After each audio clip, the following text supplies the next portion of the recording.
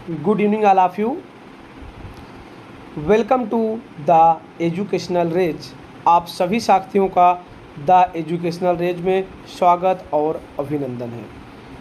तो आज की जो हमारी स्पेशल क्लासेस है वो ESIC का प्रीवियस क्वेश्चन पेपर सॉल्व करेंगे, जिसमें आपको इम्पॉर्टेंट क्वेश्चन पढ़ने को मिलेगा। लेकिन उसके पहले आपने अभी तक मेरे चैनल को सब्सक्राइब नहीं किया तो प्लीज़ आप मेरे चैनल को सब्सक्राइब कर लीजिए, वीडियो को लाइक कर लीजिए और शेयर कर दीजिए और बेल आइकन को दबा दीजिए, जिससे आने वाला नोटिफिकेशन आपको सबसे पहले मिले। तो आज का हमारा जो पहला MCQ है उससे हम शुरुआत करते हैं। तो पहला MCQ है, बेड सोर आर कॉज्ड बाई लोकलाइज्ड। तो जो बेड सोर होता है किसके द्वारा कॉज्ड होता है? लोकलाइज्ड के द्वारा, है ना। तो पूछा भाई बेड सोर किसके द्वारा होता है? जो लोकलाइज्ड बेड सोर होता है। तो मैं आपको बता दूं कि पहले की जो बेड सोर है इसके कई सारे नाम हैं। इसको हम लोग डेकुबाइटिस अल्सर के नाम से भी जानते हैं। तो बेड सोर क्या होता है? बेड सोर का मतलब होता है कि कोई भी पेशेंट एक ही पोजीशन पे काफ़ी लंबे समय तक रहता। मान लीजिए कि सुपाइन पोजीशन पे ये पेशेंट है, ये एक समय तक सुपाइन पोजीशन पे रहे तो क्या होगा कि जिस पोजीशन पे लेटा हुआ है तो हम देखेंगे इसका जो सैक्रम एरिया है, इसका जो ऑक्सीपिटल एरिया है, यहाँ पे क्या होगा डियर, ब्लड की सप्लाई रुक जाएगी। ब्लड की सप्लाई क्या होगी? रुक जाएगी। और अगर इसको ब्लड की सप्लाई रुक जाएगी तो यहाँ पे बेटा हो जाएगा ऑक्सीजन की कमी। किसकी कमी हो जाएगी यहाँ पे? ऑक्सीजन की। मतलब उसको O2 नहीं मिलेगा, ऑक्सीजन नहीं मिलेगा। और अगर ऑक्सीजन नहीं मिलेगा तो जो पार्टिकुलर सेल्स हैं उन सेल्स को ऑक्सीजन नहीं जाएगा, और वहाँ पे अगर ऑक्सीजन नहीं जाएगा तो इस वर्ड को इस्चीमिया बोलते हैं। क्या बोलते हैं डियर? इस्चीमिया। इसलिए आपका जो करेक्ट आंसर जाएगा वो क्या जाएगा? इस्चीमिया चला जाएगा। तो बेड सोर किसके द्वारा होता है? इस्चीमिया के द्वारा होता है। समझ रहे हो? इस्चीमिया का मतलब क्या होता है कि जो टिश्यू सेल्स हैं, जो बॉडी की टिश्यू सेल्स हैं, वहाँ पे प्रॉपर तरीके से ऑक्सीजन नहीं पहुँचेगा, इस्चीमिया होगा। कुछ समय बाद जब वहाँ के टिश्यू डेथ होने लगे तो नेक्रोसिस हो जाएगा। तो इस वर्ड को हम लोग इस्चीमिया बोलते हैं। इस्चीमिया का मतलब होता है lack supply of oxygen and blood in the tissue, that is called ischemia. इस वर्ड को इस्चीमिया के नाम से जानते हैं। ऑप्शन बी है कंट्यूजन। कंट्यूजन जो है एक प्रकार का हेड इंजरी का पार्ट है, ये नहीं होगा। एक्सेस हीट के द्वारा भी बेड सोर नहीं होता है। फ्रैक्शन के द्वारा भी बेटा बेड सोर नहीं होता। समझ रहे हो? तो यहाँ पे लोकलाइज्ड बेड सोर पूछा है तो आपका जो करेक्ट आंसर होगा डियर वो क्या होगा? बेड सोर होगा। अब देखिए जो मोस्ट कॉमन बेड सोर होता है, अगर पेशेंट सुपाइन पोजीशन पे लेटा हुआ है तो जो मोस्ट कॉमन बेड सोर होगा वो बेटा सैक्रम एरिया में होता है। जो एरिया है ना उसे वर्टिब्रल कॉलम का, वहाँ पे सैक्रम एरिया में होगा। ये भी क्वेश्चन पूछा हुआ है कि most common site of bed सोर patient is a supine position. अगर पेशेंट सुपाइन पोजीशन में लेटा हुआ है तो मोस्ट कॉमन जो बेड सोर होता है वो सैक्रम एरिया में देखने को मिलता है। दूसरा बेटा आपका हील में देखने को मिलेगा। तीसरा आपका ऑक्सीपिटल एरिया में। देखो ये हेड है आपका, ये पीछे का हिस्सा ऑक्सीपिटल है, तो यहाँ पे भी प्रेशर पड़ेगा। जो सैक्रम है यहाँ भी प्रेशर पड़ेगा। ये जो पेशेंट का हील है यहाँ भी प्रेशर पड़ेगा और यहाँ पे प्रेशर पड़ेगा। तो वहाँ पे क्या होगा कि ब्लड की और ऑक्सीजन की सप्लाई कम होगी। इस वर्ड को ही हम लोग इस्चीमिया के नाम से जानते हैं। और ischemia is a major causes of the bed sore. और क्या कॉज करेगा डियर? बेड सोर कॉज करेगा। तो आपका जो करेक्ट आंसर होगा वो ये नंबर देखने को मिलेगा। चलिए डियर बढ़ते हैं अपने नेक्स्ट MCQ की ओर। पढ़िए और इसका सही जवाब दीजिए। देखिए क्वेश्चन में फिल इन द ब्लैंक्स के लिए ऑप्शन है, मतलब इसमें से 4 जो ऑप्शन है वहां पे इसको भरना है। तो क्वेश्चन समझिए।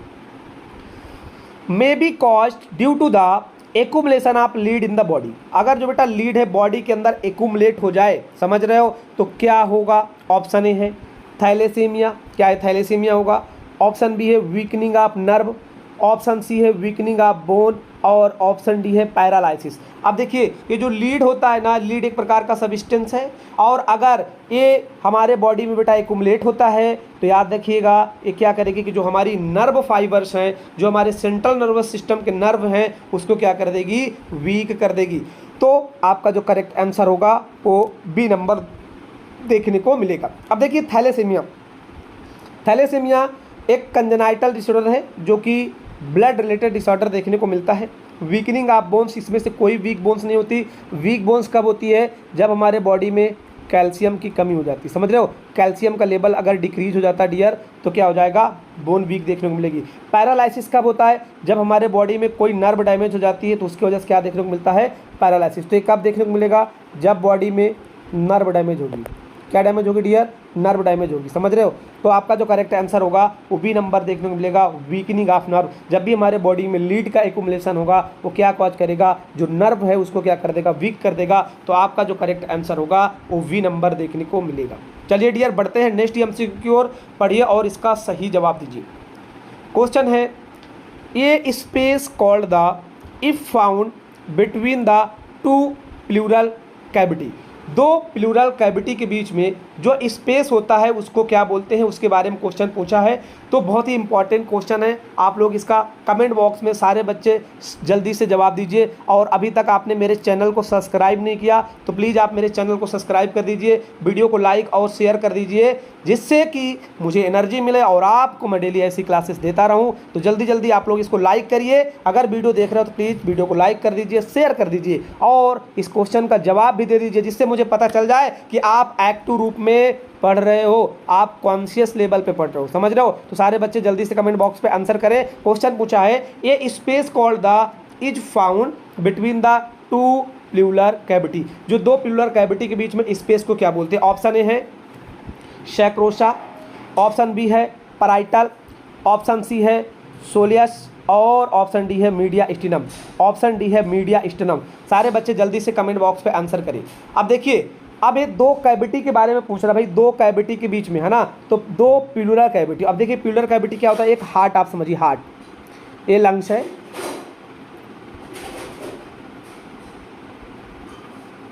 लंग्स, ठीक है।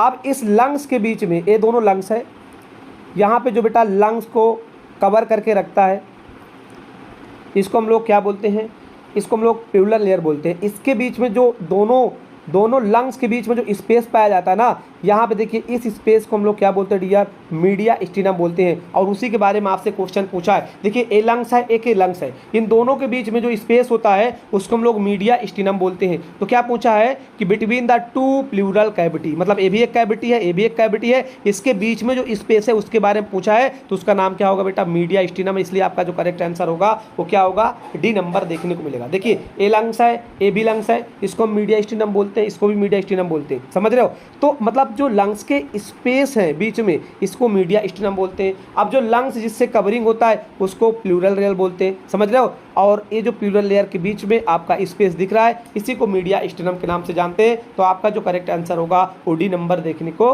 मिलेगा। चलिए डियर बढ़ते हैं अपने नेक्स्ट एमसीक्यू की ओर, पढ़िए और इसका सही जवाब दीजिए, पढ़िए और इसका सही जवाब दीजिए। क्वेश्चन पूछा है, वायरस रिक्वायर फॉर ग्रोथ। जो वायरस होते हैं ना, इनके ग्रोथ के लिए किसकी रिक्वायरमेंट होती है। जैसा कि ये सारे पैथोजेंस हैं, चाहे आप बैक्टीरिया की बात करो, फंगस की बात करो, प्रोटोजोआ की बात करो, वायरस की बात करो, लेकिन जो वायरस होते हैं ना, इनके ग्रोथ के लिए क्या चाहिए। ऑप्शन ए है बैक्टीरिया, क्या ये बैक्टीरिया में ग्रोथ करते हैं। ऑप्शन बी है एनिमल, क्या ये एनिमल पे ग्रोथ करते हैं। ऑप्शन सी है प्लांट, क्या ये प्लांट में ग्रोथ करते हैं। और डियर ऑप्शन डी है लिविंग सेल्स, ऑप्शन डी है लिविंग सेल, क्या ये लिविंग सेल में ग्रोथ करते हैं। सारे बच्चे जल्दी से कमेंट बॉक्स में आंसर करें कि भाई वायरस जो होते हैं कहाँ पे ग्रोथ करते हैं, वायरस कहाँ पे ग्रोथ करते हैं। तो याद रखिएगा, वो जो वायरस ग्रोथ करते हैं उनके ग्रोथ के लिए जो सबसे बेस्ट चीज़ होता है वो क्या होता है बेटा, लिविंग सेल्स होता है। और लिविंग सेल्स मतलब जैसे हम लोग हैं, समझ रहे हो, हम लोग क्या हैं, एक प्रकार के लिविंग सेल्स हैं, है ना, लिविंग सेल्स हैं। तो इन लिविंग सेल्स में क्या होता है, वायरस अपने आप को क्या करता है, ग्रोथ करता है, क्योंकि ये परजीवी होता है। जो वायरस होता है परजीवी होता है, मतलब इसको ग्रोथ करने के लिए किसी दूसरे मनुष्य की शरीर चाहिए। और कैसे मनुष्य की शरीर, जो कि लिविंग सेल्स हो। जैसे हमारे बॉडी में लिविंग सेल्स होते हैं, तो अगर हमारे बॉडी में आते हैं तो क्या करते हैं डियर, वो अपने आप को ग्रोथ कर देते हैं। तो आपका जो करेक्ट आंसर होगा वो डी नंबर देखने को मिलेगा। चलिए डियर बढ़ते हैं नेक्स्ट एमसीक्यू की ओर, पढ़िए और इसका सही जवाब दीजिए। बहुत ही इंपॉर्टेंट क्वेश्चन है, बहुत ही इंपॉर्टेंट क्वेश्चन है, जवाब दीजिए। The term still birth use for after week of pregnancy, हो वेरी मोस्ट इंपॉर्टेंट। जो बेटा स्टिल बर्थ है, समझ रहे हो, अरे स्टिल बर्थ का मतलब है कि स्टिल बर्थ का मतलब होता है कि बच्चा भी मेच्योर नहीं है, तो कितने वीक के प्रेगनेंसी के बाद अगर बच्चे का जन्म होगा या बच्चे का डेथ होगा या बर्थ होगा, समझ रहे हो, या तो बच्चा डेथ मिलेगा या जन्म होगा तो जिंदा रहेगा, है ना, तो हम उसको स्टिल बर्थ कब बोलेंगे, स्टिल बर्थ कब बोलेंगे। सारे बच्चे जल्दी से कमेंट बॉक्स पे आंसर करें कि भाई स्टिल बर्थ कब बोलेंगे, स्टिल बर्थ कब बोलेंगे। ऑप्शन है 28 वीक, ऑप्शन बी है 36 वीक, ऑप्शन सी है 22 वीक और ऑप्शन डी है 30 वीक। तो सारे बच्चे जल्दी से कमेंट बॉक्स में आंसर करें स्टिल बर्थ कब बोलते हैं। तो याद रखिएगा बेटा, जो आपका सही आंसर होगा वो देखने को मिलेगा 22 वीक। आफ्टर 22 वीक, 22 वीक से लेके 28 वीक तक हम बोलते हैं स्टिल बर्थ। क्या बोलते हैं डियर, स्टिल बर्थ बोलते हैं। याद रखिएगा बेटा, एग्जाम में क्वेश्चन पूछा जाता है। और अगर हम बात करें कि प्री टर्म कब बोलेंगे, तो 28 वीक से लेके 37 वीक से पहले अगर बेबी डिलीवर होता है तो इसको हम लोग बोलते हैं डियर प्री टर्म। क्या बोलते हैं इसको, प्री टर्म। तो आपको इंपॉर्टेंट याद रखना है कि वे जो स्टिल बर्थ होता है वो 22 वीक से 28 वीक तक के बच्चा को स्टिल बर्थ बोला जाता है। तो इसमें पूछा गया है कि आफ्टर वीक ऑफ प्रेगनेंसी, कौन सी प्रेगनेंसी की वीक बाद आप उसको स्टिल बर्थ बोलोगे, तो आप बोलोगे 22 वीक के बाद। इसलिए आपका जो करेक्ट आंसर होगा वो क्या देखने को मिलेगा, 22 वीक। अब देखिए जो अबॉर्शन होता है, अबॉर्शन को हम कब तक कंसीडर करते हैं, तो अबॉर्शन को कंसीडर करते हैं 22 वीक तक, क्योंकि अगर 22 वीक के पहले बेबी का बर्थ होता है तो वो बेबी इस दुनिया में सर्वाइव नहीं कर सकता। इसलिए जो अबॉर्शन होता है उसको 22 वीक तक कंसीडर किया जाता है। स्टिल बर्थ को 22 वीक से 28 वीक तक किया जाता है। 28 वीक के बाद 37 वीक से पहले तक आपका प्री टर्म चलता है, और फिर 37 वीक की 42 वीक तक जो चलता है आपका टर्म में भी चलता है, और उसके ऊपर क्या हो जाता है आपका पोस्ट टर्म हो जाता है। समझ रहे हो, तो आपका जो करेक्ट आंसर होगा यहाँ पे 22 वीक देखने को मिलेगा। क्या देखने को मिलेगा, 22 वीक। चलिए एक को आपको मैं स्लाइड के माध्यम से समझा देता हूँ कि भाई अगर बात करें 22 वीक से लेके 28 वीक, ये आप बोलोगे स्टिल बर्थ। फिर आप 28 से लेके 37 वीक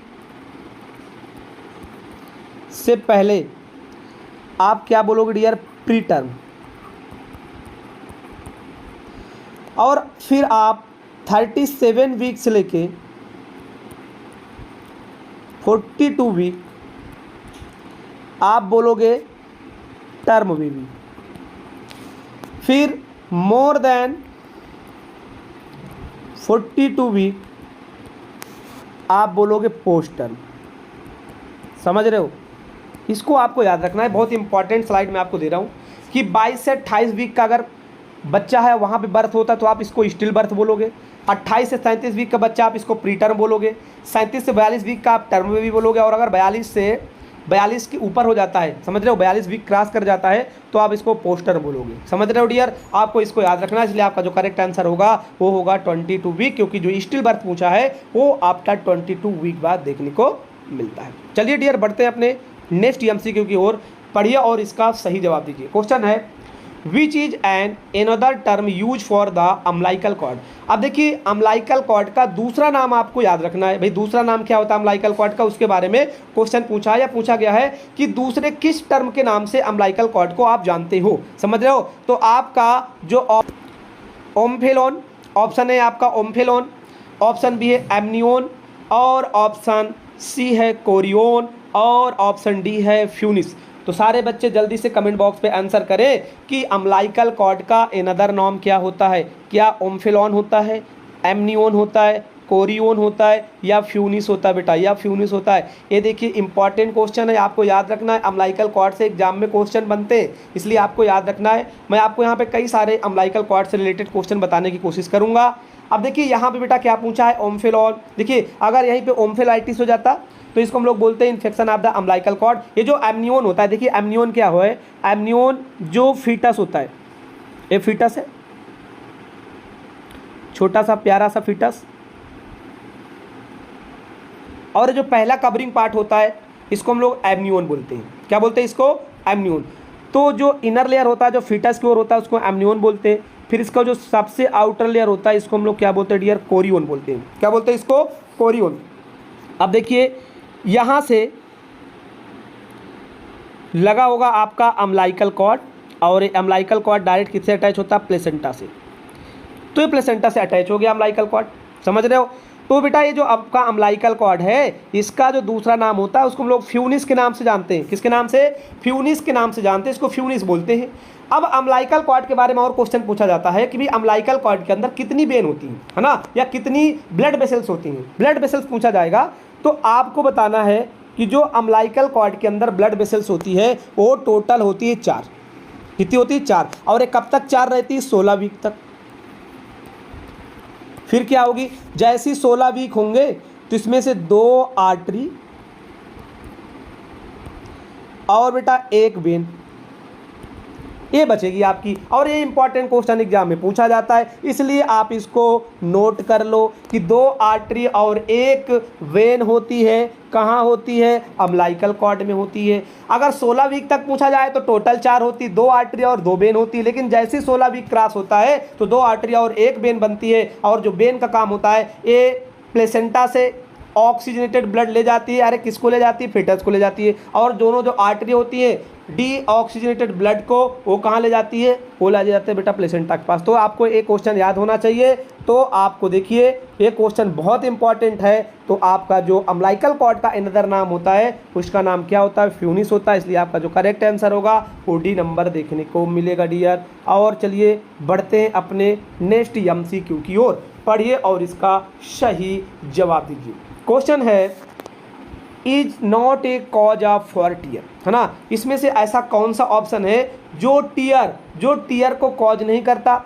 ऑप्शन ए है गायनकॉइड पेल्विस, ऑप्शन बी है फेस प्रेजेंटेशन, ऑप्शन सी है रिजिड पेरिनियम, और ऑप्शन डी है लार्ज बेबी। तो सारे बच्चे जल्दी से कमेंट बॉक्स में आंसर करें कि भाई ऐसा कौन सा इसके अंदर ऑप्शन है कि जो कि पेरिनियल टीयर या टीयर को कॉज नहीं करता। टीयर मतलब समझ रहे हो? टीयर मतलब होता है चोट लग जाना, किसी प्रकार का ट्रामा हो जाना, टीयर कहलाता है। तो आप मुझे बताइए क्या फेस प्रेजेंटेशन जो गायनकॉइड पेल्विस है क्या इसमें टीयर हो सकता है?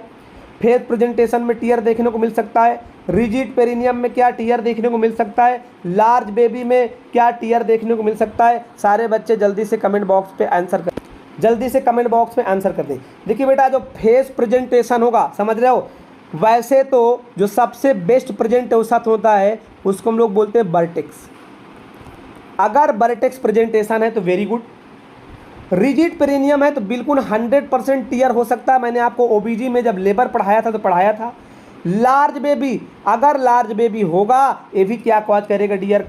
क्या कॉज करेगा? ये टीयर कॉज कर सकता है। लेकिन गायनकॉइड पेल्विस है ये टीयर नहीं कॉज करता, क्योंकि ये फेवरेट पेल्विस एक होता है किसके लिए? चाइल्ड बर्थ के लिए। समझ रहे हो? चाइल्ड बर्थ के लिए जो फेवरेट पेल्विस होता है उसका नाम है गायनकॉइड पेल्विस। अगर गायनकॉइड पेल्विस है तो वहाँ पे टीयर देखने को नहीं मिलेगा।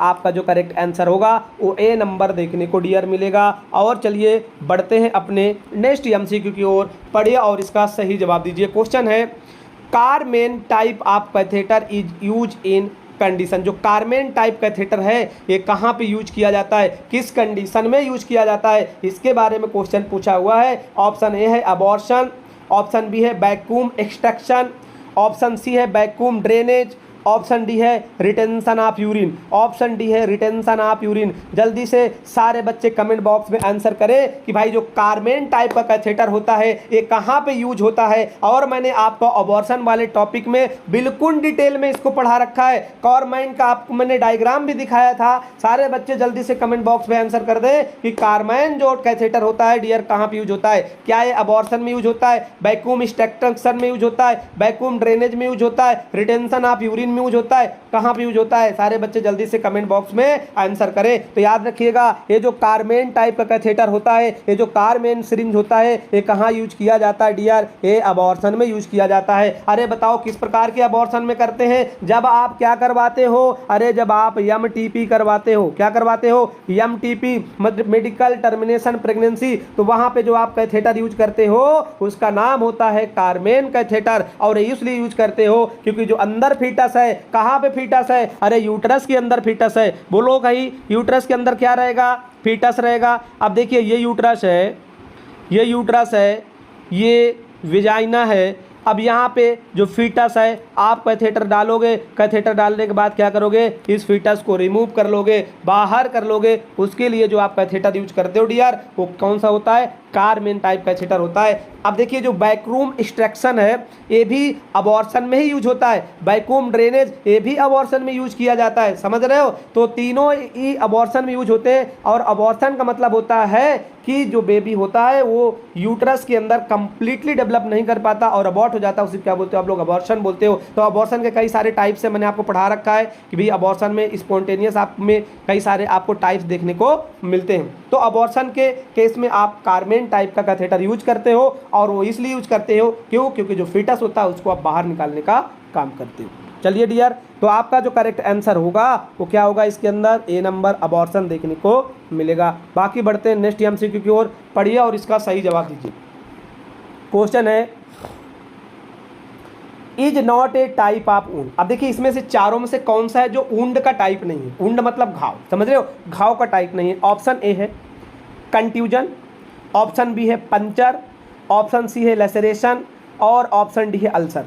ऑप्शन डी है अल्सर। तो सारे बच्चे जल्दी से कमेंट बॉक्स पे आंसर करें कि कौन सा है जो वुंड का टाइप नहीं है। और आपको लिख दे रहा हूँ ये आपके लिए बहुत इंपॉर्टेंट क्वेश्चन है क्योंकि कई दफ़ा एग्जाम में पूछा हुआ है, कई दफ़ा एग्जाम में पूछा हुआ है, इसलिए इंपॉर्टेंट क्वेश्चन है। पढ़ के इसका आंसर दीजिए कमेंट बॉक्स में। और अभी वीडियो लाइक नहीं किए तो प्लीज़ वीडियो को लाइक और शेयर जरूर कर दें, लाइक और शेयर जरूर कर दें और कमेंट भी करते रहें, साथ में कमेंट भी करते रहें। जो भी क्वेश्चन आपके सामने आ रहे हैं उसका कमेंट करते रहें, तो इससे पता चलेगा आप एक्टिव रूप में पढ़ाई कर रहे हो, समझ रहे हो? तो ऑप्शन ए कंट्यूजन, बी है पंचर, डी है लेसरेशन और डी आपका डी ऑप्शन है अल्सर। बताइए इसमें से कौन सा जो वुंड का टाइप नहीं? देखिए बेटा जो कंट्यूजन है एक हेड इंजरी का टाइप है, हेड इंजरी का टाइप है, ये भी एक प्रकार का वुंड होता है। जो पंचर होता है ये भी वुंड होता है, लेसरेशन ये भी क्या होता है? वुंड होता है। लेकिन याद रखिएगा डियर जो आपका अल्सर होता है ये किसी प्रकार का बेटा वुंड नहीं होता है। तो आपका जो करेक्ट आंसर होगा वो डी नंबर देखने को मिलेगा डियर। क्या देखने को मिलेगा?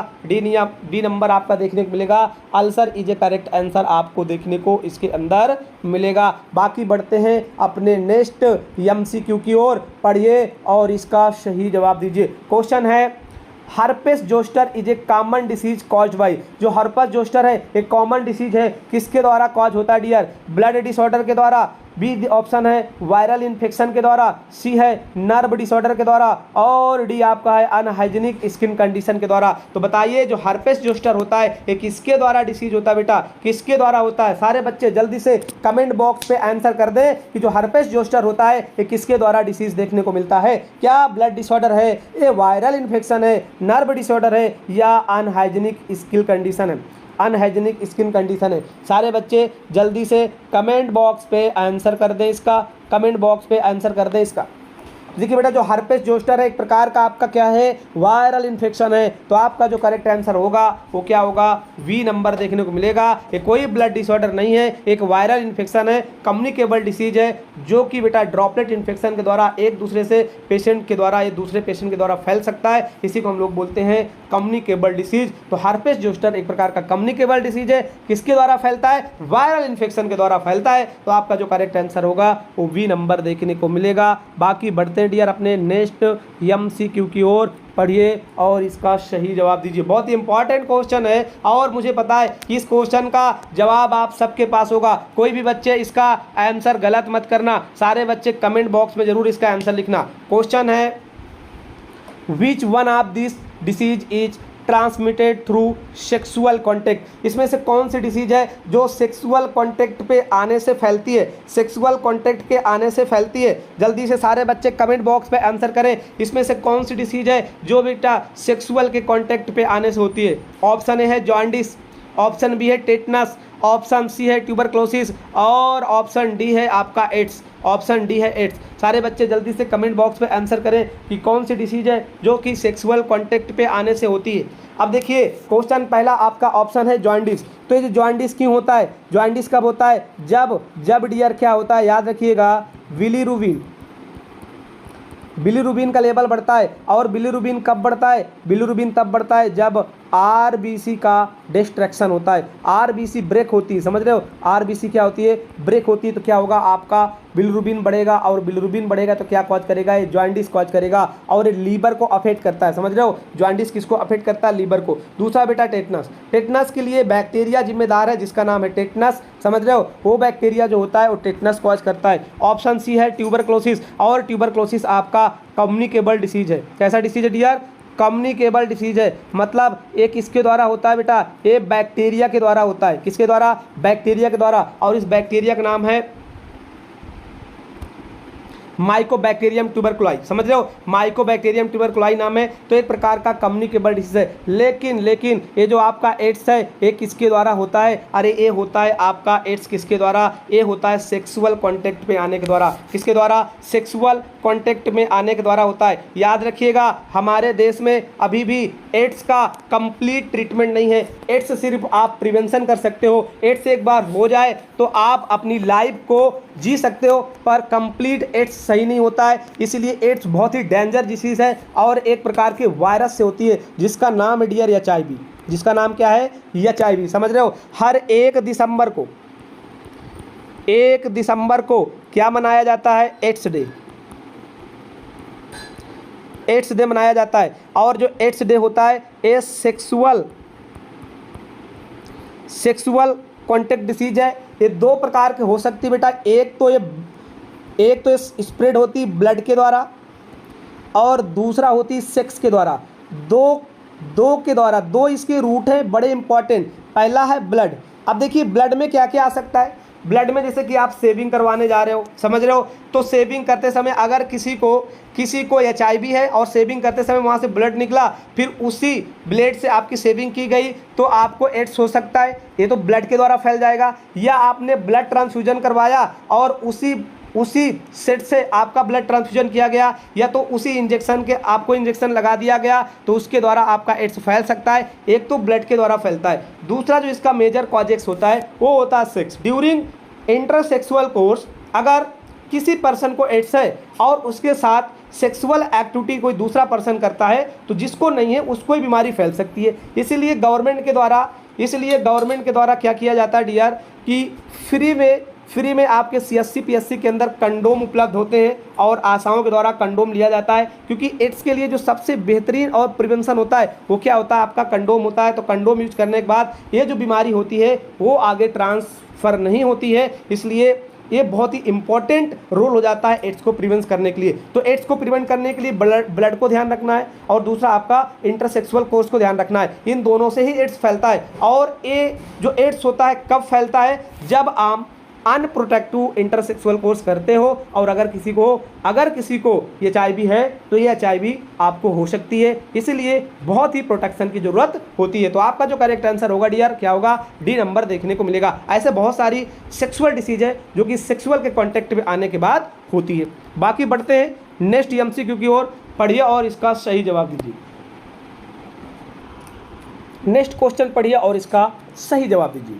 पहला क्वेश्चन है rapid and irregular pulse rate and presence of heart murmur are the sign of. अब देखिए समझिए, पहला क्या है कि रैपिड एंड इरेगुलर पल्स है। पहला इसके अंदर साइन सिम्टम दिया हुआ है पेशेंट का कि भाई जो पल्स है वो कैसा है, पहला है रैपिड और इरेगुलर है। दूसरा बोल रहा है कि जो हार्ट है वो क्या है बेटा, मर्मर है, समझ रहे हो, साइन ऑफ 21 डिसीज का साइन है। तो देखिए ऑप्शन पूछा है, ऑप्शन ए है acute rheumatic fever, option B है मायोकार्डियल इन्फ्रैक्शन, ऑप्शन सी है टॉप का फुल फॉर्म होता है टेट्रालॉजी ऑफ फैलट, और ऑप्शन डी है रूमेटॉइड आर्थराइटिस। तो जल्दी से कमेंट बॉक्स पे आंसर बताइए कि भी जो रैपिड इरेगुलर पल्स है और हार्ट मर्मर किस केस में देखने को मिलता है, किस केस में देखने को मिलता है। अब देखिए ये जो हार्ट मर्मर है, हार्ट मर्मर का मतलब क्या होता है कि हार्ट मर्मर का मतलब होता है कि जो हमारे हार्ट होता है उसके अंदर चैम्बर प्रेजेंट होते हैं, 4 चैम्बर होते हैं। एक राइट एट्रियम इसको बोलते हैं, इसको left atrium, right ventricle, left ventricle. अब देखिए यहाँ पे एक वाल्व होगा, इस वाल्व को बोलते हैं बेटा बाइकस्पिड वाल्व। क्या बोलते हैं इसको, बाई कस्पिड वाल्व, याद रखिएगा इसको क्या बोलते हैं, बाई कस्पिड वाल्व। अब क्या होता है कि एक बैक्टीरिया है जो ग्रुप बीटा हीमोलाइटिक है, ग्रुप बी बीटा हीमोलाइटिक का बैक्टीरिया है जिसका नाम है स्ट्रेप्टोकोकस। स्ट्रेप्टोकोकस, याद रखिएगा बैक्टीरिया का नाम क्या है, स्ट्रेप्टोकोकस।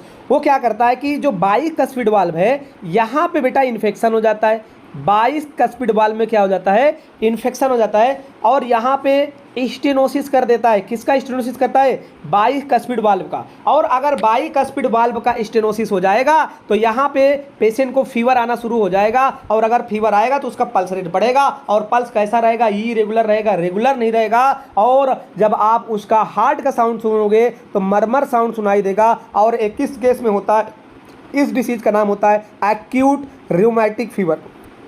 क्या होता है, एक्यूट रूमेटिक फीवर के नाम से इसको जानते हैं। एक प्रकार से हार्ट का डिसऑर्डर है ये, कंजेनाइटल डिसऑर्डर हम लोग पीडियाट्रिक के अंदर इसको पढ़ते हैं। तो जब भी एक्यूट रूमेटिक फीवर होगा उसका कारण होगा बीटा स्ट्रेप्टोकोकस, एक बैक्टीरिया है जो क्या करता है, बाई कस्पिड वाल्व को अफेक्ट करता है, यहाँ पे स्टेनोसिस करता है जिसके कारण पेशेंट को फीवर आएगा। फीवर आएगा तो उसकी जो पल्स रेट होगी कैसे होगी, इरेगुलर हो जाएगी और जब आप हार्ट बीट सुनोगे तो मरमर साउंड सुनाई देगा। इस डिसीज को बोलते हैं डियर एक्यूट रूमेटिक फीवर। तो आपका जो करेक्ट आंसर होगा यहाँ पे ए नंबर देखने को मिलेगा। अब देखिए जो मायोकार्डियल इन्फेक्शन है ये किसी बैक्टीरिया के कारण नहीं होता है। क्या होता है कि जब आपके हार्ट में कंप्लीटली ब्लड सप्लाई नहीं होती तो मायोकार्डियल इन्फेक्शन वहाँ पे देखने को मिलेगा। ये जो टॉप है ये साइनोटिक डिसऑर्डर है बेटा, साइनोटिक डिसीज है, साइनोटिक डिसऑर्डर देखने को मिलता है। इसमें क्या होता है कि जो राइट एट्रियम से ब्लड किधर जाता है, लेफ्ट एट्रियम में, तो जो डीऑक्सीजनेटेड ब्लड होता है वो ऑक्सीजनेटेड ब्लड तरफ पहुंच जाता है जिससे टॉप देखने को मिलता है। जो रूमेटिक आर्थराइटिस होता है ये हमारे बोन को, जॉइंट को अफेक्ट करने का काम करता है और इसका कॉस्टिव एजेंट अलग होता है। तो आपका जो करेक्ट आंसर होगा यहाँ पे ए नंबर देखने को मिलेगा, एक्यूट रूमेटिक फीवर देखने को मिलेगा। चलिए डियर बढ़ते हैं अपने नेक्स्ट एमसीक्यू की ओर, पढ़िए और इसका सही जवाब दीजिए। क्वेश्चन है Clark rule is use for, जो क्लार्क रूल है ये कहाँ यूज होता है। ऑप्शन ए है evaluating the IQ of child, option B है evaluating child mental growth, option C है estimating the paediatric dose of drug, option D है इवोल्यूटिंग चाइल्ड फिजिकल ग्रोथ। तो बताइए मेरी क्लार्क जो रूल है ये कहाँ पे यूज होता है, क्लार्क रूल कहाँ यूज होता है। तो चलिए मैं आपको बता देता हूँ जो क्लार्क रूल है ये कहाँ पे देखने को मिलेगा, समझिएगा। जो क्लार्क रूल है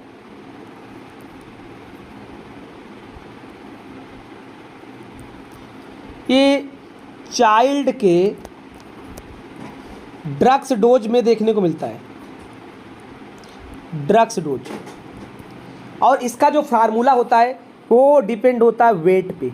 बहुत इंपॉर्टेंट क्वेश्चन है, एग्जाम में पूछा जाता है कि जो भाई क्लार्क रूल होता है ये कहाँ पे यूज होता है और कैसे यूज होता है। तो हम जब पीडियाट्रिक को, जब छोटे बच्चों को मेडिसिन देते हैं तो वहाँ पे एक फार्मूला यूज होता है जिसका नाम है क्लार्क रूल। और जो क्लार्क रूल होता है ये किस पे बेस होता है डियर, वेट पे बेस होता है। समझ रहे हो किस पे होता है, वेट पे। तो इसका फार्मूला क्या होता है, इसका फार्मूला होता है वेट इंटू पाउंड, वेट किस में रहता है भाई, पाउंड में रहता है, अपॉन 150 इंटू एडल्ट डोज, ये फार्मूला होता है, ये फार्मूला होता है। इसको हम बोलते हैं क्लार्क रूल बोलते हैं। याद रखिएगा यार, इसको क्या बोलते हैं, क्लार्क रूल के नाम से जानते हैं। समझ रहे हो, इसको क्लार्क रूल के नाम से जानते हैं। ये जो क्लार्क रूल होता है ये पीडियाट्रिक को डोज देने में, जो ड्रग्स डोज होता है उसको देने में मदद करता है। और इसका जो फार्मूला होता है वेट होता है पाउंड में, अपान 150 इंटू एडल्ट डोज, बराबर क्या निकल आएगा आपका, क्लार्क रूल निकल आएगा, जो कि पीडियाट्रिक की मेडिसिन डोज देने में मदद करता है। तो ऐसे बहुत सारे रूल होते हैं। अब देखिए जो बच्चों को हम लोग चिल्ड्रेन को मेडिसिन देते हैं, इसके 3 तरीका होता है, 3 तरीका। पहला तरीका होता है आप एज के अकॉर्डिंग दे सकते हो, दूसरा आप वेट के अकॉर्डिंग दे सकते हो, तीसरा आप बॉडी सरफेस के अकॉर्डिंग दे सकते हो, बॉडी सरफेस। तो भाई 3 तरीके से आप बच्चों को ड्रग्स दे सकते हो, एज के अकॉर्डिंग, वेट के अकॉर्डिंग और बॉडी सरफेस के अकॉर्डिंग। तो अगर हम एज की बात करूँ तो इसमें 3 रूल आते हैं, पहला आता है यंग रूल, दूसरा आता है डेली यूज रूल और तीसरा आता है फ्राइड रूल, तो अगर आप एज के अकॉर्डिंग बच्चों को मेडिसिन दोगे तो उस पर 3 रूल आएगा। पहला आएगा यंग रूल, दूसरा आएगा डेली यूज रूल, और तीसरा आपका जो आएगा फ्राइड रूल आएगा। ठीक है, अगर आप वेट के अनुसार दोगे तो वहां पे जो रूल यूज होता है उसका नाम है क्लर्क रूल। अकेला ऐसा रूल है जो वेट के अनुसार मेडिसिन दिया जाता है। तो मैंने आपको बता दिया कि क्लर्क रूल कहाँ पे यूज होता है, तो देख लीजिए क्लर्क रूल कहाँ पे यूज होता है। ऑप्शन आपके सामने है, ऑप्शन सी है estimating the paediatric dose of drugs को देने के लिए इस रूल को यूज किया जाता है डियर। तो आपका जो करेक्ट आंसर होगा वो सी नंबर देखने को मिलेगा। तो क्लर्क रूल का मैंने आपको फार्मूला बता दिया, किसका डियर क्या फार्मूला होता है, इसी फार्मूला में आपको मेडिसिन को प्रोवाइड करना है। चलिए बढ़ते हैं नेक्स्ट एमसीक्यू की ओर, पढ़िए और इसका सही जवाब दीजिए।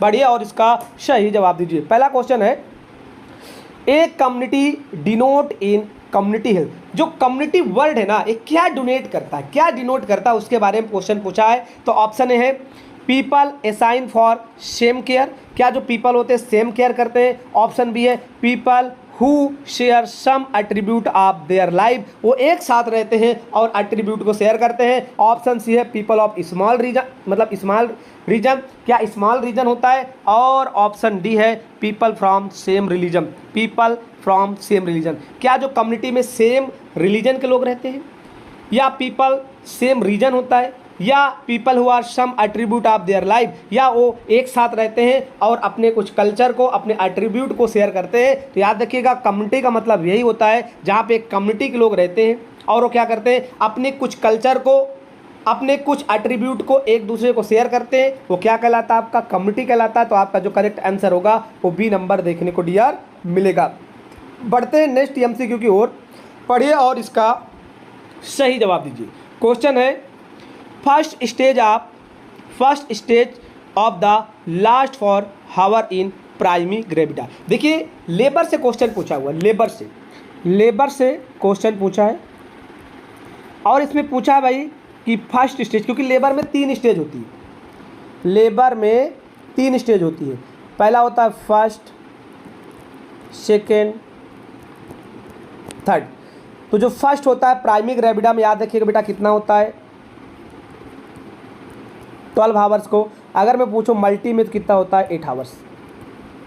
आपका क्वेश्चन पूछा है प्राइमी ग्रेविडा के बारे में, तो आपका जो करेक्ट आंसर जाएगा वो वी नंबर जाएगा। क्योंकि जो प्राइमी ग्रेविडा होती हैं, मतलब प्राइमी ग्रेविडा का मतलब होता है कि फर्स्ट बार जिसने प्रेगनेंसी को कंसीव किया है उसको हम लोग प्राइमी ग्रेविडा बोलते हैं। और प्राइमी ग्रेविडा में जो लेबर का फर्स्ट स्टेज होता है वो टोटल 12 घंटे तक चलता है। कब तक चलता है? 12 घंटे तक। अगर ये लेबर 18 घंटे के ऊपर चले तो इसको हम लोग प्रोलॉन्ग लेबर बोलेंगे। तो ये लमसम ऐसा माना गया है कि 12 घंटा प्राइमी ग्रेविडा लगता है। मल्टी ग्रेविडा का मतलब होता है जिसने सेकेंड बार प्रेगनेंसी को कंसीव किया है उसको मल्टी ग्रेविडा बोलते हैं, और उस पे जो लेबर का टाइम होता है वो लमसम 8 घंटा चलता है। अब देखिए सेकेंड स्टेज ये बहुत कम होता है, 1 से 1.5-2 घंटे का स्टेज होता है। और अगर हम थर्ड स्टेज की बात करें तो ये डियर मात्र 5 से लेके 30 मिनट का होता है। समझ रहे हो? तो अलग अलग लेबर की स्टेज है। टोटल लेबर की 4 स्टेज होती है, first stage, second stage, third stage और फोर्थ स्टेज। जिसके अंदर फर्स्ट स्टेज में क्या होता है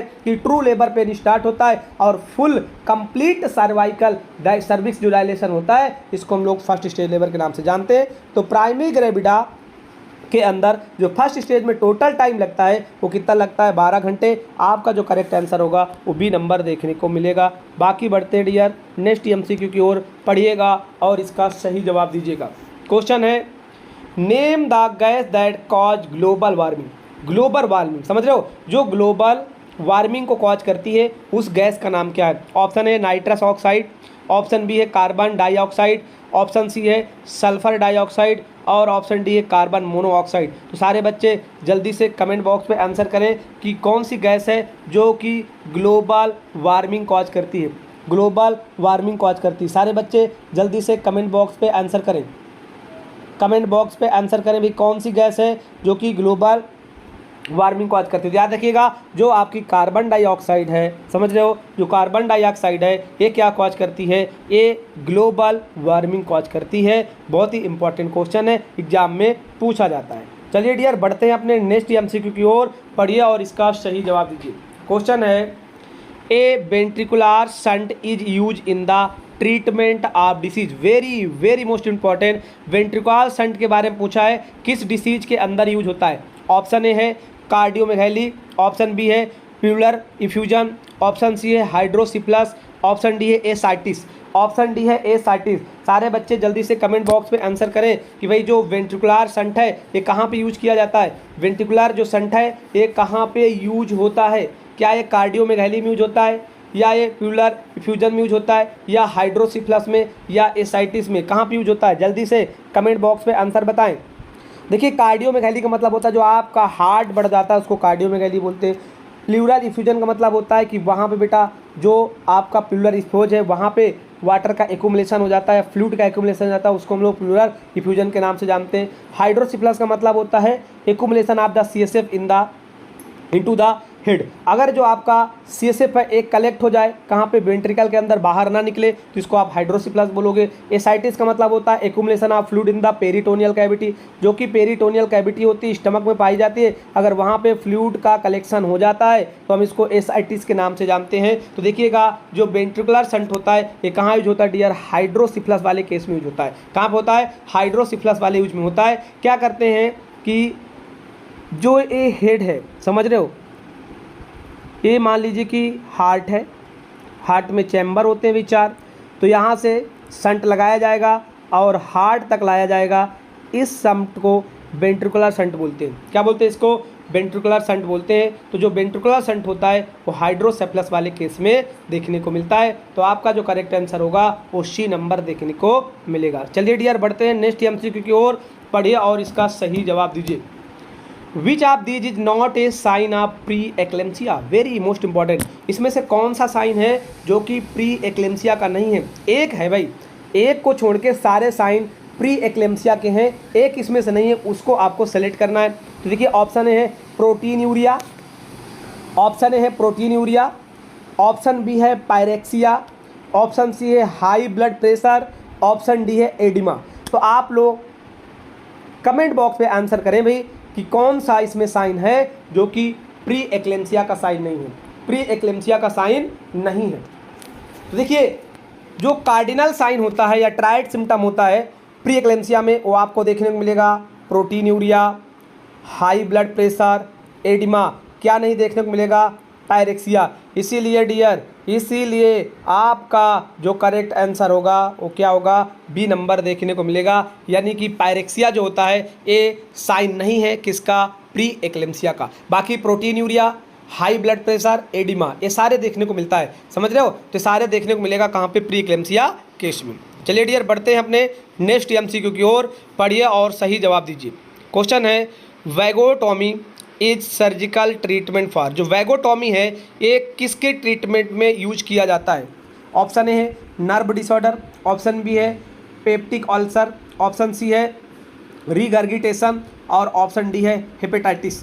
ऑप्शन डी है हेपेटाइटिस। सारे बच्चे जल्दी से कमेंट बॉक्स पे आंसर करें कि भाई जो वैगोटॉमी है कहाँ यूज होता है, वैगोटॉमी कहाँ यूज होता है, नर्व डिसीज में, पेप्टिक अल्सर में, रीगर्गिटेशन में, या हेपेटाइटिस में। तो देखिए वैगोटॉमी मतलब होता है कि जो हमारी एक क्रेनियल नर्व होती है जिसको बोलते हैं हम लोग 10 नंबर की क्रेनियल नर्व, इसको हम लोग बोलते हैं वेगस नर्व, वेगस नर्व। और ये लॉन्गेस्ट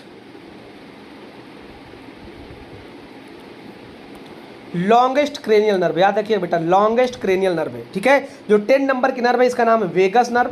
ये लॉन्गेस्ट क्रेनियल नर्व होती है, जो भी टोटल क्रेनियल नर्व में अगर पूछा जाए कि सबसे लॉन्गेस्ट क्रेनियल नर्व का नाम बताइए तो आप बताओगे वेगस नर्व।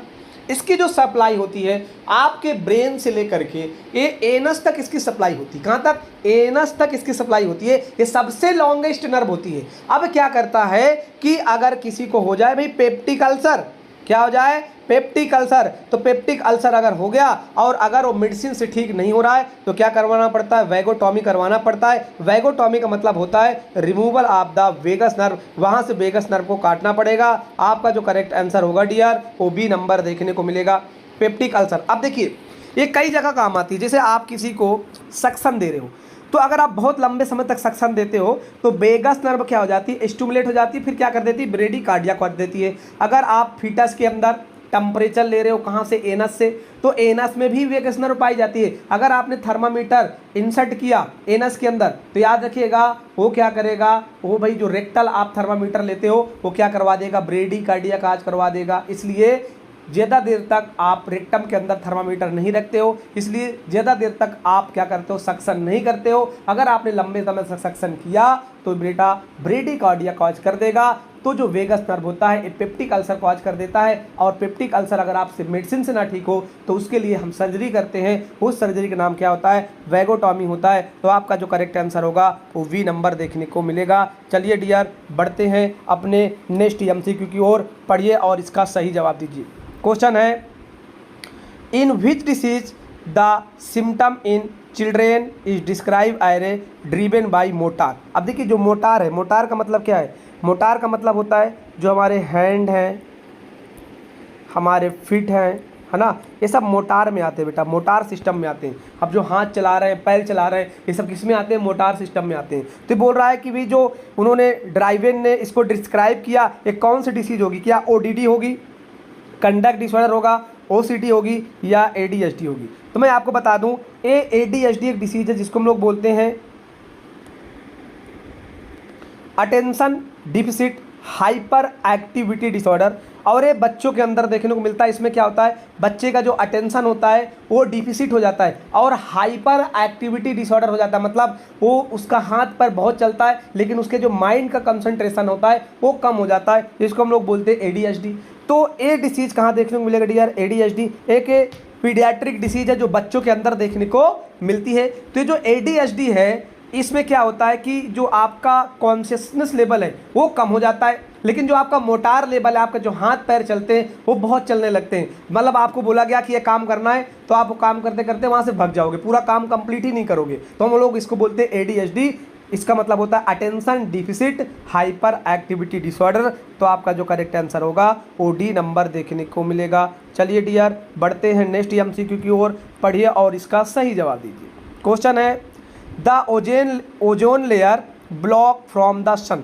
देखिए जो सन से किरणें आती है, समझ रहे हो, उसको ओजोन लेयर क्या करती है, ब्लॉक कर देती है। तो कौन सी किरण है, ऑप्शन ए है सनलाइट को, ऑप्शन बी है इन्फ्रारेड रेडिएशन को, option C both UV and infrared radiation, और ऑप्शन डी है यूवी रेडिएशन। ऑप्शन डी है यूवी रेडिएशन। देखिए एक प्रकार का जीके का बहुत अच्छा क्वेश्चन जीके में भी बनता है, आपके जीके जीएस के अंदर आता है। तो भाई जो ओजोन लेयर होती है वो क्या करती है कि जो यूवी रेडिएशन डायरेक्टली आता है सन से, समझ रहे हो, जो सन से यूवी रेडिएशन आता है उसको क्या करता है, ब्लॉक करने का काम करता है। हमारे बॉडी में यूवी रेडिएशन नहीं आता। तो आपका जो करेक्ट आंसर होगा वो डी नंबर दियर देखने को मिलेगा। चलिए बढ़ते हैं अपने नेक्स्ट एमसीक्यू की ओर, पढ़िए और इसका सही जवाब दीजिए, पढ़िए और इसका सही जवाब दीजिए।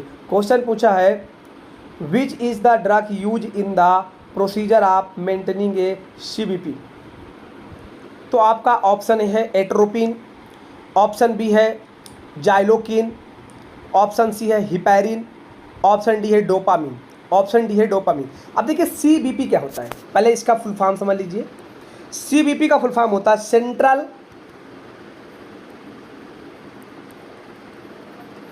वेनस प्रेशर, जो कि 5 से लेके 8 mmHg नॉर्मल होता है, समझ रहे हो, 5 से लेके 8 mmHg नॉर्मल होता है। तो जब भी आप सीबीपी को मेंटेन करोगे उसमें जो ड्रग्स दोगे वो ड्रग्स का नाम होता है आपका हिपैरिन।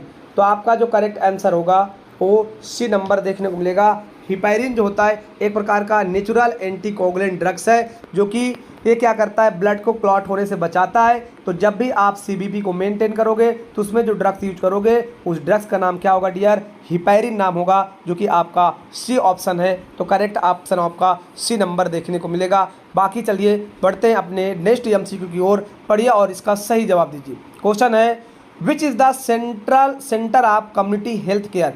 मतलब कम्युनिटी हेल्थ केयर का सेंटर कौन सा होता है। ऑप्शन ए है पब्लिक गैदरिंग, ऑप्शन बी है पीएससी, ऑप्शन सी है फैमिली, ऑप्शन डी है स्कूल, ऑप्शन डी है स्कूल। सारे बच्चे जल्दी से कमेंट बॉक्स में आंसर करें कि भाई जो centre of community health care है, centre of community health care उसका वो क्या होता है, centre of community health care क्या होता है। तो ऑप्शन है पब्लिक गैदरिंग, क्या वहाँ पे पब्लिक गैदरिंग हो जाए। पीएससी, तो याद रखिएगा जो भाई हमारी कम्युनिटी की हेल्थ केयर कौन करता है, पीएससी करता है, प्राइमरी हेल्थ सेंटर करता है। तो आपका जो करेक्ट आंसर होगा वो बी नंबर देखने को मिलेगा। अब देखिए जो पीएससी है बेटा, ये आपका 20,000 पॉपुलेशन से लेके 30,000 पॉपुलेशन, 20 से लेके 30,000 पॉपुलेशन में खुलता है। तो हम बात करें भाई 30 और 20 में अंतर क्या है, तो अगर हिली एरिया है, हिली मतलब पहाड़ी एरिया है, तो 20,000 पॉपुलेशन में खुल जाएगा। अगर पूछा जाए कि भाई समतल मतलब सेम प्लेन एरिया है तो कितना बताओगे, तब आप बताओगे कि यहाँ पे 30,000 पॉपुलेशन में आप पीएससी को ओपन कर सकते हो। तो ये क्वेश्चन एग्जाम में पूछा जाता है कि पीएससी जो होगा हिली एरिया में कितने में खुलेगा, 20,000 पॉपुलेशन में, है ना। प्लेन एरिया में कितने खुलेगा, 30,000 पॉपुलेशन में। तो पीएससी का फुल फॉर्म क्या होता है, प्राइमरी हेल्थ सेंटर। हिंदी में बात करें तो इसको बोलते हैं प्राथमिक स्वास्थ्य केंद्र। तो आपका जो करेक्ट आंसर होगा वो बी नंबर देखने को मिलेगा। चलिए बढ़ते हैं नेक्स्ट एमसीक्यू की ओर, पढ़िए और इसका सही जवाब दीजिए। क्वेश्चन है which is the wrong term use for the lochia in the puerperium. अब देखिए लोकिया क्या होता है, अभी परपेरियम पीरियड क्या होता है, परपेरियम पीरियड और लोकिया क्या होता है उसके बारे में आपको बता रहा हूँ। इसमें पूछा है कि इसमें से एक वर्ड है जो कि रॉन्ग है, परपेरियम और लोकिया को नहीं बताता है। तो देखिए ऑप्शन ए है लोकिया बिनोसा, ऑप्शन बी है लोकिया रूब्रा, ऑप्शन सी है लोकिया सिरोसा और ऑप्शन डी है लोकिया अल्बा। तो देखिए लोकिया क्या होता है, लोकिया ए डिस्चार्ज होता है, वेजाइनल डिस्चार्ज, वेजाइनल डिस्चार्ज। और जो वेजाइनल डिस्चार्ज है एक कब देखने को मिलता है, आफ्टर डिलीवरी, जब फीटस की बेबी की डिलीवरी हो जाती है उसके बाद से जो फर्स्ट फोर्टनाइट तक मतलब लमसम 12 से 14 दिन तक जो डिस्चार्ज चलता है उसको डियर हम लोग लोकिया बोलते हैं। क्या बोलते हैं उसको, लोकिया। लोकिया के 3 कलर होते हैं, आपको याद करना है, क्या याद करना है, रसा याद करना है आपको। अगर आपने रसा याद कर लिया तो लोकिया का डिस्चार्ज आपको याद हो जाएगा। रसा का मतलब होता है रूब्रा, यस का मतलब होता है सिरोसा, ए का मतलब होता है अल्बा। समझ रहे हो, ये 3 प्रकार के कलर होते हैं। तो देखिए जो लोकिया रूब्रा ये प्रेजेंट होता है, लोकिया सिरोसा ये भी प्रेजेंट होता है, लोकिया अल्बा ये भी प्रेजेंट होता है। तो प्रेजेंट क्या नहीं रहता, लोकिया बिनोसा। तो आपका जो करेक्ट आंसर होगा वो ए नंबर देखने को मिलेगा। अब ये परपेरियम पीरियड क्या होता है डियर, जो परपेरियम पीरियड होता है ये बेटा 42 दिनों तक चलता है। कब तक चलता है डियर, 42 दिनों तक चलता है। लमसम बोल सकते हैं 6 वीक तक। कितने वीक तक, 6 वीक तक जो चलता है परपेरियम पीरियड चलता है। परपेरियम पीरियड में क्या होता है कि जो फीमेल के रिप्रोडक्टिव ऑर्गन्स थे, जो कि यूट्रस था, फंडल हाइट था, ये सबसे प्री प्रेग्नेंट स्टेज में आने के प्रोसेस को ही हम लोग क्या बोलते हैं, परपेरियम पीरियड बोलते हैं। तो टोटल परपेरियम पीरियड 42 दिन 6 वीक तक चलता है। और इसमें लोकिया जो होता है वो 12 से 14 दिन तक फर्स्ट फोर्टनाइट तक डिस्चार्ज होता है, उसको लोकिया बोलते हैं। इसके 3 कलर होते हैं, लोकिया रूब्रा, लोकिया सिरोसा और लोकिया अल्बा। तो आपका जो करेक्ट आंसर होगा वो क्या होगा, ए नंबर देखने को मिलेगा। चलिए डियर बढ़ते हैं अपने नेक्स्ट एमसीक्यू की ओर, पढ़िए और इसका सही जवाब दीजिए। क्वेश्चन है skeletal muscles under microscope have cross strands formed by dark and light band. The dark band are formed by the protein. अब देखिए इसके अंदर ये जो हमारी मसल्स होती है, ये मसल्स, इसके अंदर ऐसे बहुत सारे बैंड पाए जाते हैं। समझ रहे हो, तो ये बैंड किसके मिले होते हैं, तो याद रखिएगा हमारे जो मसल्स होती है इसमें 2 प्रकार के प्रोटीन मिलते हैं। एक तो मिलता है मायोसिन और दूसरा होता है एक्टिन। तो 2 प्रकार का मसल्स प्रेजेंट होते हैं, एक मायोसिन होता है, दूसरा एक्टिन होता है। तो इसमें क्या पूछता है, स्केलेटल मसल अंडर माइक्रोस्कोप। आपने माइक्रोस्कोप में देखा, हैव क्रॉस स्ट्रेंस आपने करके देखा, तो देखा उसमें dark and light band present है। तो डार्क बैंड किसके बारे में बताता है डियर, डार्क बैंड बताता आपके मायोसिन के बारे में। अगर पूछता लाइट बैंड तो आप बताते एसिटिन। क्या बताते आप, एसिटिन। तो जो डार्क बैंड है उसके अंदर जो प्रोटीन होता है उसका नाम होता है मायोसिन। मायोसिन प्रोटीन की वजह से जो मसल्स के अंदर डार्क बैंड देखने को मिलता है, एक्टिन के माध्यम से आप लाइट बैंड देखने को मिलता है। तो आपका जो करेक्ट आंसर होगा वो ए नंबर देखने को मिलेगा, मायोसिन प्रोटीन। चलिए डियर बढ़ते हैं नेक्स्ट एमसीक्यू की ओर, पढ़िए और इसका सही जवाब दीजिए। क्वेश्चन है anaphylaxis is the term use in condition. जो एनाफ्लैक्सिस टर्म है इसको किस कंडीशन में यूज किया जाता है? ऑप्शन ए है पायरेक्सिया ऑफ अननोन कॉज, मतलब फीवर हुआ लेकिन उसका कोई कारण पता नहीं है। ऑप्शन बी है एलर्जिक रिएक्शन। ऑप्शन सी है prognosis of disease. Option D है एक्सेसिव स्लीप। तो सारे बच्चे जल्दी से कमेंट बॉक्स पे आंसर करें कि भाई जो एनाफ्लैक्सिस टर्म है कहाँ पे यूज होता है, एनाफ्लैक्सिस कहाँ पे यूज होता है। तो देखिए जो एनाफ्लैक्सिस है ये एलर्जिक रिएक्शन में यूज होता है, तो आपका जो करेक्ट आंसर होगा वो बी नंबर देखने को मिलेगा, एलर्जिक रिएक्शन। और अगर किसी को एनाफ्लैक्सिस शॉक हो जाए, क्या हो जाए, एनाफ्लैक्सिस शॉक, तो आप वहाँ पे जो ड्रग्स यूज करते हैं उसका फुल नाम होता है एड्रीनलिन। एड्रीनलिन आप लोग यूज करते हो, जो कि ड्रग्स आप चॉइस के रूप में दिया जाता है। एनाफ्लैक्सिस शॉक्स में क्वेश्चन पूछा जाता है कि एनाफ्लैक्सिस शॉक्स में ड्रग्स आप चॉइस बताइए, तो आपका आंसर होगा एड्रीनलिन दिया जाता है। और जो एड्रीनलिन होता है वो एनाफ्लैक्सिस चॉइस में ड्रग्स आप चॉइस के रूप में आपका बनता है। तो कहाँ देखने को मिलता है, एलर्जी रिएक्शन में देखने को मिलता है। तो आपका जो करेक्ट आंसर होगा वो बी नंबर देखने को मिलेगा। चलिए डियर बढ़ते हैं नेक्स्ट क्वेश्चन की ओर, पढ़िए और इसका सही जवाब दीजिए। क्वेश्चन है the causative agent of chicken pox A contagious skin disease in human is. मतलब कुल मिला के क्वेश्चन पूछा हुआ है कि भाई चिकन पॉक्स का कॉजेटिव एजेंट बताओ, चिकन पॉक्स का कॉजेटिव एजेंट बताओ। ध्यान दीजिएगा, जो चिकन पॉक्स होता है इसका कॉजेटिव एजेंट क्या होता है। सारे बच्चे जल्दी से कमेंट बॉक्स पे आंसर करें भाई, कमेंट बॉक्स पे आंसर करें कि चिकन पॉक्स का कॉजेटिव एजेंट क्या होता है। ऑप्शन ए है human boca virus. Option B है varicella zoster virus. Option C है इपिस्टिन बार वायरस। और ऑप्शन डी है साइटोमेगालो वायरस, साइटोमेगालो वायरस। सारे बच्चे जल्दी से कमेंट बॉक्स पे आंसर करें कि भाई चिकन पॉक्स का कॉजेटिव एजेंट क्या होता है। तो याद देखिए जो चिकन पॉक्स का पॉजिटिव एजेंट होता है उसका नाम है वेरिसोला जोस्टर वायरस। तो बी नंबर आपका करेक्ट देखने को मिलेगा। ये जो एपिस्टीन बार वायरस है ये क्या करती है, ये जो ग्लैंड होती है या आप बोल सकते हो जो लिम्फ नोड होता है, लिम्फ नोड में क्या करता है डियर, कैंसर कॉज करने का काम कौन करता है, एपिस्टीन बार वायरस करता है। साइटोमेगालो वायरस क्या करता है, साइटोमेगालो वायरस एक प्रकार का टॉर्च इन्फेक्शन करता है, जो कि ये जब बच्चा कहाँ रहता है, इंट्रायूट्राइन लाइफ में रहता है, तो वहाँ पे इन्फेक्शन होता है और बच्चे की क्या हो जाती है, डेथ हो जाती है और अबॉर्शन देखने को मिलता है। तो आपका जो करेक्ट आंसर होगा वेरिसेला जोस्टर वायरस क्या कॉज करता है, चिकन पॉक्स कॉज करता है। चलिए डियर बढ़ते हैं नेक्स्ट एमसीक्यू की ओर, पढ़िए और इसका सही जवाब दीजिए। क्वेश्चन है doing repetitive ritual or moment is associated with disease. अब देखिए बहुत इंपॉर्टेंट क्वेश्चन है। एक क्लाइंट है जो कि क्या करता है, रिपीटेटिव मूवमेंट करवा रहा है, अपने हैंड का क्या करवा रहा है, रिपीटेटिव मूवमेंट करवा रहा है। तो बताइए ये किस डिसीज में देखने को मिलता है। ऑप्शन है acute stress disorder, stress disorder में देखने को मिलता है।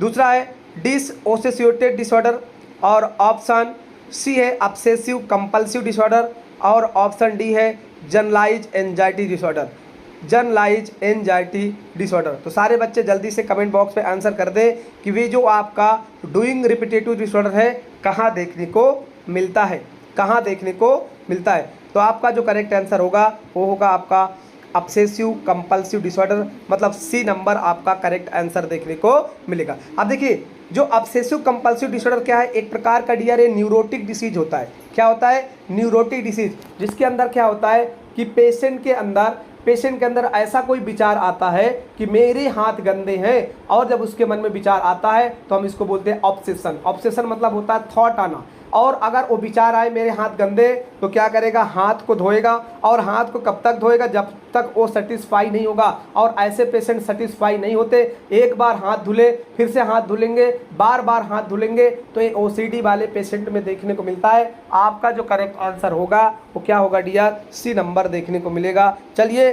बढ़ते हैं आज के नेक्स्ट एमसीक्यू की ओर, पढ़िए और इसका सही जवाब दीजिए। क्वेश्चन है immediate and spontaneous care is needed bye a community health nurse इन। इसमें से कम्युनिटी हेल्थ के द्वारा कौन सा इमीडिएट और स्पॉन्टेनियस केयर प्रोवाइड किया जाएगा किस पेशेंट में। ऑप्शन है एक्सीडेंट, ऑप्शन बी है इन्वायरमेंटल डिजास्टर, ऑप्शन सी है एपिडेमिक डिसीज और ऑप्शन डी है कम्यूनल रिवारली। तो आप देखिए क्वेश्चन क्या पूछा है, कम्युनिटी हेल्थ नर्स पूछा है, याद रखिएगा क्या पूछा भाई, कम्युनिटी हेल्थ नर्स पूछा है। तो इमीडिएट केयर और स्पॉन्टेनियस केयर किस कंडीशन में कम्युनिटी हेल्थ नर्स प्रोवाइड करेगी? ऑप्शन ए था एक्सीडेंट, ऑप्शन बी है इन्वायरमेंटल डिजास्टर, ऑप्शन सी है एपिडेमिक डिसीज और ऑप्शन डी है कम्युनल रिवायरली। अब देखिए एक्सीडेंट में भी इसका कोई रोल नहीं होगा, इमीडिएट केयर नहीं प्रोवाइड कर पाएगी। पर अगर इन्वायरमेंटल डिजास्टर आ जाए, जिस कम्युनिटी में मान लीजिए कोई डिसीज फैल जाए, चाहे वो कम्युनिकेबल डिसीज हो, है ना, जैसा कि डायरिया हो सकता है ना, डायरिया के साथ साथ कोलेरा हो सकता है, तो ये सब कम्युनिटी डिसीज है। इस कंडीशन में वो क्या करेगी, कम्युनिटी हेल्थ नर्स मतलब कि स्पॉन्टेनियस केयर प्रोवाइड करेगी। किस कंडीशन में? इन्वायरमेंटल डिजास्टर में। तो आपका जो करेक्ट आंसर होगा वो क्या होगा डियर? बी नंबर देखने को मिलेगा। क्या देखने को मिलेगा? बी नंबर देखने को मिलेगा। चलिए डियर बढ़ते हैं आज के अपने लास्ट एमसीक्यू की ओर, पढ़िए और इसका सही जवाब दीजिए। क्वेश्चन है in quintuplet how many baby are in present. Quintuplet के बारे में पूछा भाई कि क्विंटुप्लेट में कितने बेबी प्रेजेंट होंगे। तो देखिए आपने सुना होगा कि अगर एक बेबी होगा तो उसको आप लोग सिंगल बोलते हो, 2 बेबी होगा ट्विन बोलते हो, 3 बेबी होगा ट्रिपल बोलते हो, 4 होगा क्वाड्रिप्लेट होगा, तो 5 को क्या बोलते हैं? 5 को बोलते हैं क्विंटुप्लेट। तो आपका आंसर होगा डी नंबर। मतलब एक कोई फीमेल है जो प्रेग्नेंट हुई है और उसके 5 बच्चे एक साथ हैं, उसको क्या बोलेंगे डियर? क्विंटुप्लेट्स बोलेंगे। तो आपका जो करेक्ट आंसर होगा वो डी नंबर देखने को मिलेगा, डी नंबर देखने को मिलेगा। चलिए डियर आज का सेशन अपना यहीं पे ख़त्म करते हैं और कल मिलते हैं आपके साथ फिर एक नए एमसीक्यू की ओर। Thank you for watching this video. लेकिन अभी तक आपने मेरे चैनल को सब्सक्राइब नहीं किया तो प्लीज़ मेरे चैनल को सब्सक्राइब कर दीजिए। Thank you for watching this video.